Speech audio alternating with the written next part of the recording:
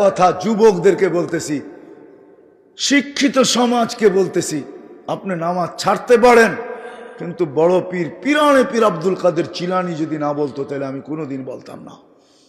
আব্দুল কাদের জিলানী রহমতুল্লাহ আলাইহি লেখছেন পিরানে পীর, বড় পীর আব্দুল কাদের জিলানী রহমতুল্লাহ লেখছেন, শুকর সকালবেলা উঠা বলে, মালিক সৃষ্টির ভিতরে আমি সবচেয়ে নিকৃষ্ট বটে, কিন্তু আমার চোখে আমার চেয়ে একজন নিকৃষ্ট আছে।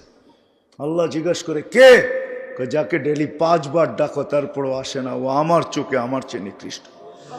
আল্লাহ জিজ্ঞেস করে কেন? ও দোজখে যাবে, আমি দোজখে যাব না। এখন আমি যুবকদেরকে বলবো, পায়ে হাত রাখা, তুমি কি ফেরেশতাদের চেয়ে উত্তম হইতে চাও, না শুকরের চোখে শুকরের চেয়ে অদম হইতে চাও? যদি অদম হইতে চাও তাহলে তুমি নামাজ ছাড়তে পারো, আর যদি ফেরেশতাদের চেয়ে উপরে যেতে চাও তাহলে পায়ে হাত রাখা বলি, আজকের থেকে আর নামাজ ছাড়বো না। পাক্কা ওয়াদা? আল্লাহ আমাদেরকে আমল করার তৌফিক দান করেন।